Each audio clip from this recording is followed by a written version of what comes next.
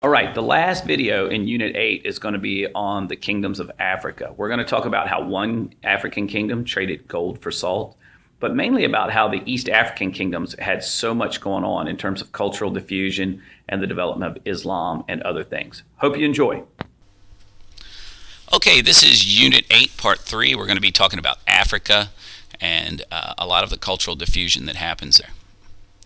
Okay, if you look at your SOLs, the standard for the Eastern Hemisphere, and this one we're mainly going to be focusing on the last one, letter D, describing East African kingdoms of Axum and Zimbabwe, the West African civilizations of Ghana, Mali, and Songhai, in terms of their geography, society, economy, and religion.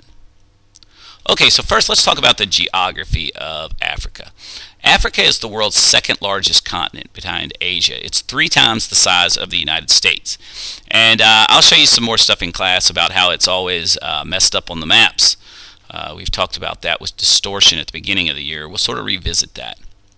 Okay, so what type of climates does Africa have? It's amazing because it has almost every type of climate except Arctic. It has deserts where it receives almost no rain. The world's biggest desert, the Sahara, is located there. It has rainforests, which receive over 100 inches of rain per year. And inside of those rainforests, you have areas of jungle where you have dense plant growth, almost to the point where no sunlight reaches the ground. It also has grasslands. Anybody who's watched the Lion King knows that that's where a lot of the animals live. It also has river valleys. Now, the most famous grassland, of course, is the savanna. It is a treeless grassland that covers a large plateau that is called the Sahel, and it makes up about 40% of the land area of Africa. So what are some more of the landscapes? A plateau is a high, flat area. The most famous one in Africa, of course, like I said, is called the Sahel. At the eastern edge of the Sahel is a deep crack in the earth called the Great Rift Valley. In other words, it's a huge crack, 40 miles wide, 2,000 feet deep, 3,000 miles long. That's a huge crack. Everyone I know has a big butt. Okay, I guess the earth has a big butt too, since it's got a big crack. Alright, so Mount Kenya and Kilimanjaro are the high points. Kilimanjaro has an elevation of 19,340 feet, making it the highest point in Africa. There are also several river systems, the Niger River, the Zaire, which is sometimes called the Congo, and the Nile. Okay, so here's a picture of the Great Rift Valley. There's where it's located on the map. And it's a tectonic plate, basically, a shift there that caused a huge formation. It's sort of like a vegetated version of the Grand Canyon, as you can see. And it is really, really large. Okay, here's some of the different landscapes and climates that are available on Africa. As you see, the northern part is dominated by desert. The middle part is sort of a very neat mix of grasslands and the rainforest, and then you get into the dry, arid portions again on the southern part of the continent. I have not filled in the paper here, but I'm going to get it for you. I would like for you to talk about the different types of climates and geography and their impact on Africa. Okay, so what about the history of Africa? We have very few written records from this time period. And so the way that stories are passed on are through oral traditions. You have legends and history that are passed on through these stories. And the way they're done is through a village historian. Their job was to entertain and tell stories. And they're called griots.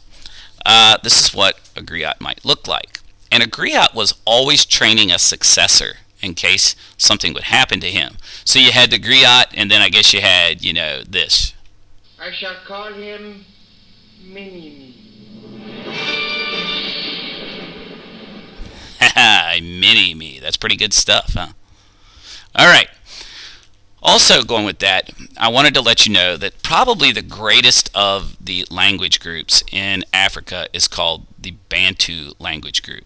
And it started in West Africa, and then they had some food shortages, And so people left. It was called the Great Migration or the Great Bantu Migration.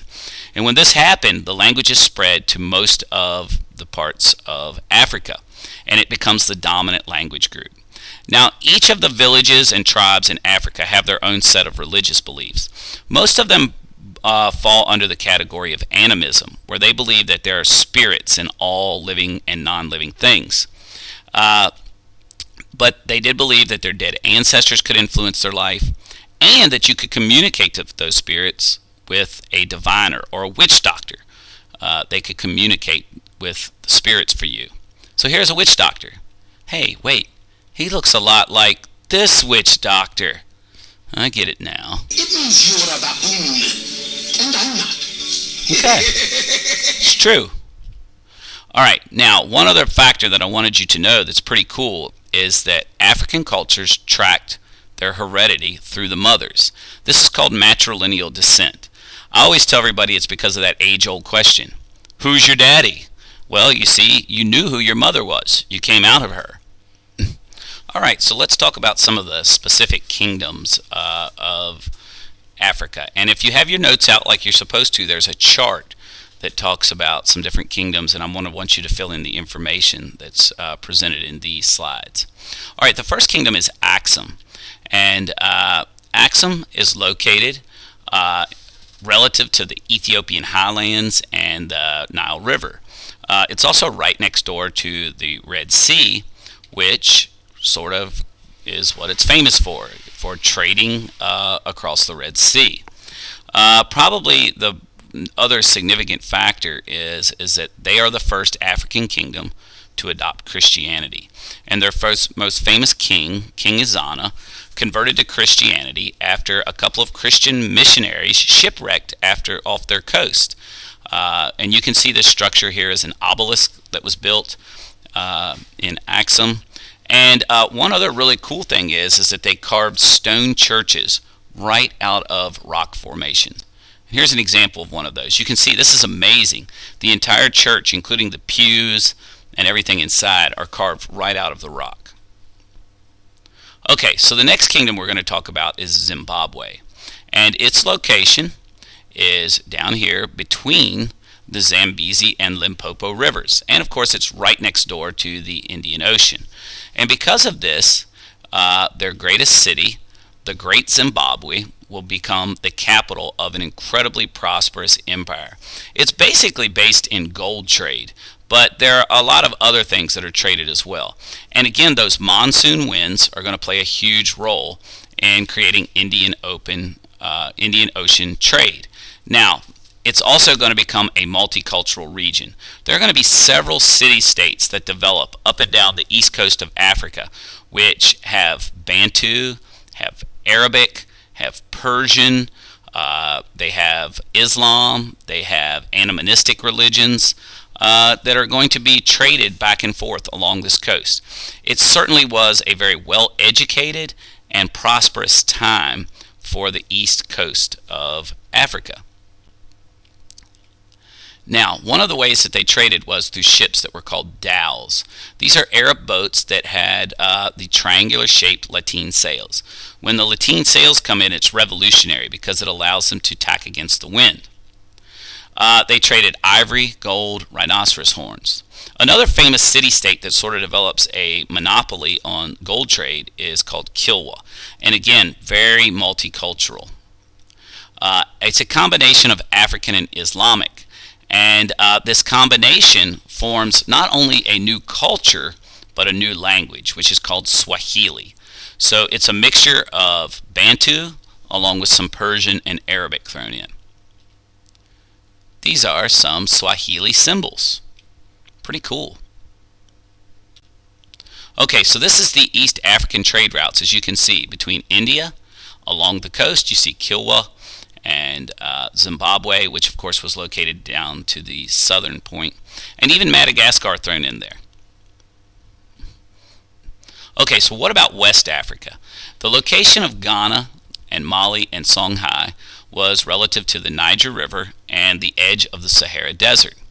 And it's famous for its gold and salt trade. Remember that the dry climate required the people of West Africa to need salt, and they had gold, so they would trade gold for salt.